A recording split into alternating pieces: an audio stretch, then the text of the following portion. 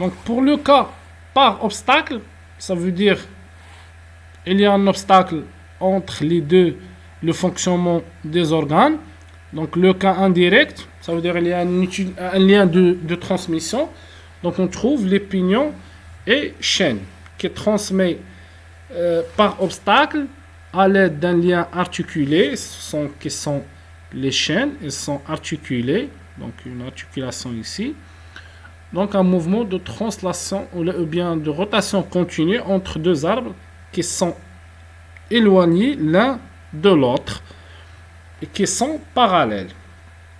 Donc, si vous voyez la chaîne ici, donc l'utilisation la plus connue au monde, c'est dans les bicyclettes et les moteurs à deux temps.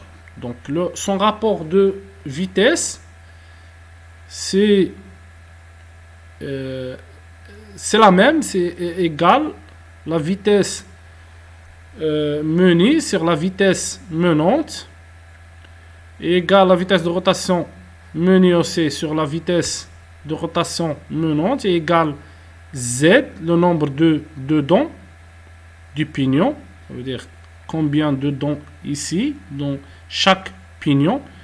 Donc pignon menant sur le pignon mené. Donc pour le cas direct, on trouve les engrenages. Donc les engrenages, il y a différents types des engrenages. Donc le premier type des engrenages, on trouve les engrenages droites.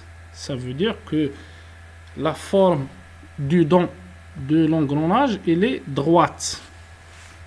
Elle est droite. Comme celle-ci. Donc un engrenage est un système mécanique composé de deux roues dentées, avec des dents dentées. Une roue avec des dents. On les appelle les roues dentées. Ou plus engrenées servant à la transmission du mouvement de rotation entre elles. Donc, son schéma, il est comme suit. On trouve des engrenages extérieurs comme on trouve des engrenages intérieurs. Des engrenages extérieurs et des engrenages intérieurs. Donc, les caractéristiques géométriques des dents, on trouve ici le module et on trouve le pas. Le pas, donc le pas c'est la distance entre un point, cette distance. La même point entre dent et dent. C'est la même point entre dent et dent. Donc les hauteurs ici, on trouve le saillie HA et le creux HF. Donc le saillie HA égale le module. Et HF égale 1,25 fois M, fois le module. Donc H, c'est la hauteur du dent. La hauteur du dent. Donc la hauteur totale du dent. Elle égale HA, le saillie, plus HF, c'est le creux. Elle égale M plus 1,25 fois M. Donc ça donne 2,25 fois M. Donc, plus de caractéristiques. Donc, on a parlé du module. On a parlé du nombre de dents, Z. Le nombre de dents. Le diamètre primitif. C'est un diamètre donc primitif. Donc, celle-ci. Donc, on trouve un diamètre primitif. Donc, le diamètre primitif égale M fois Z. Donc M fois Z, c'est le module fois le nombre de dents. Le diamètre de tête, c'est la tête du dent. C'est DA égale à D plus 2M. 2 fois le module. Le diamètre de pied, c'est à partir de pied de la dent. Donc ici, cercle de tête. C'est à partir des têtes des dents. Et le cercle primitif, il est entre les deux. Et le cercle du pied, il est au pied des dents. Donc, le diamètre de pied, c'est DF égale D moins 2,5 M. Donc, le saillie, c'est HA égale à M. Le creux, c'est HF égale à 1,25 M. La hauteur du dent égale à H, c'est HA plus HF. C'est 2,25 m. Le pas qui est égal P fois M. Et l'entre-axe, c'est la distance entre les deux axes des roues. Donc, c'est évidemment égal le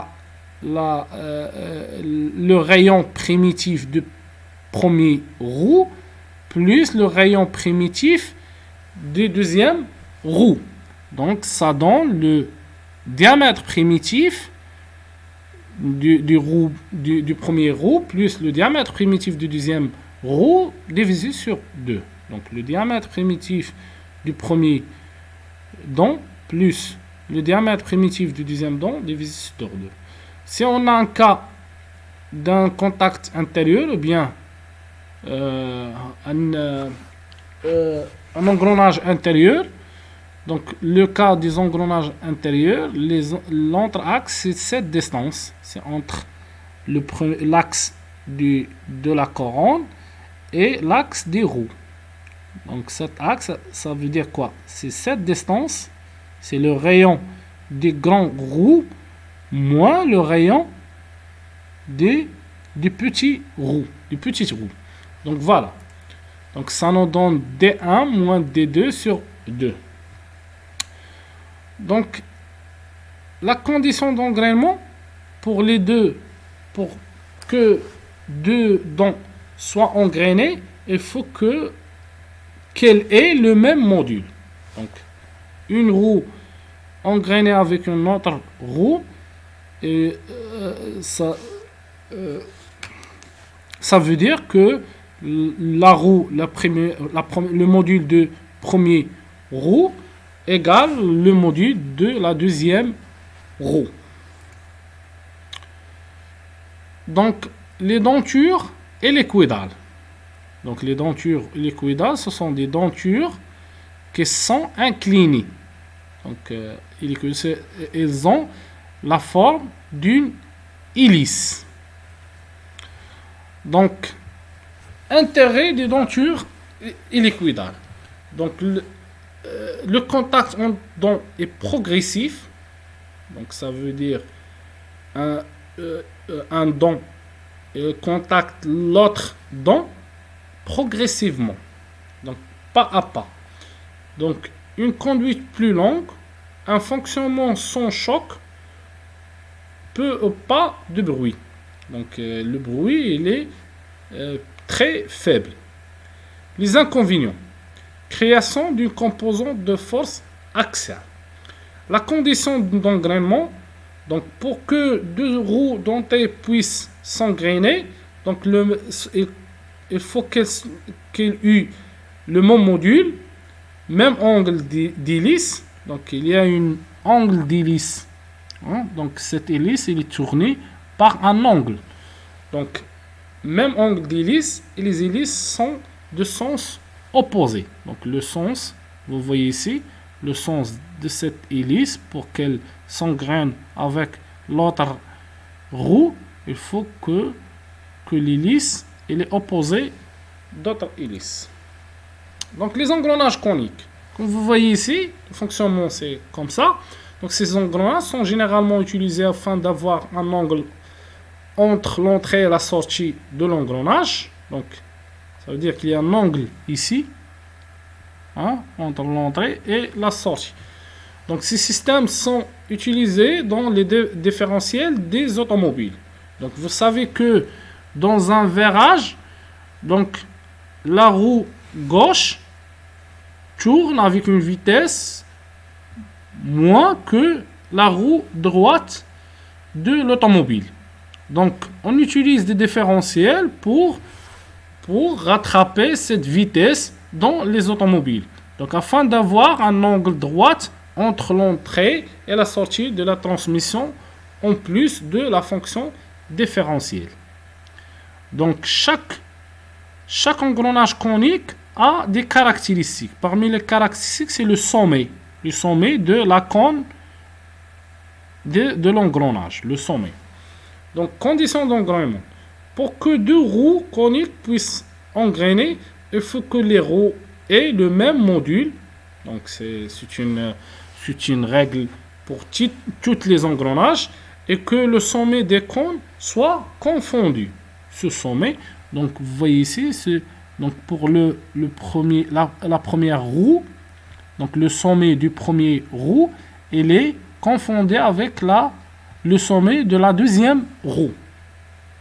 Donc le sommet des cônes soit confondu avec le point de concours des arcs. Donc les engrenages gauche, vous voyez ici les engrenages gauche, ce sont les engrenages où on utilise les roues et les vis sans fin. Les axes des deux roues dentées ne sont pas dans un même plan. Donc vous voyez ici l'axe de la roue, il n'est pas dans le même plan que l'axe de la vis. C'est notamment le cas d'engrenage gauche et liquido.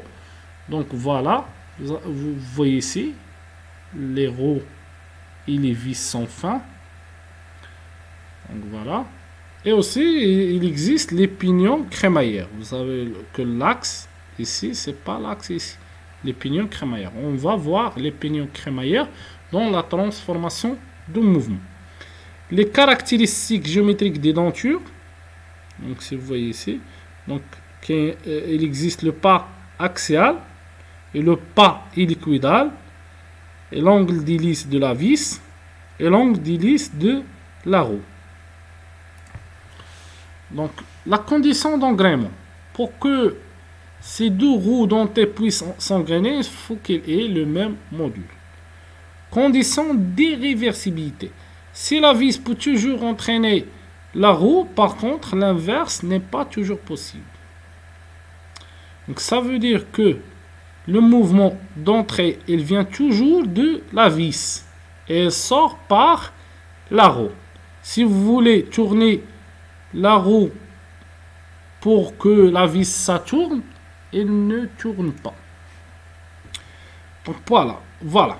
Lorsque l'angle d'hélice de la roue est suffisamment petit, 6 à 10 degrés, le système devient irréversible.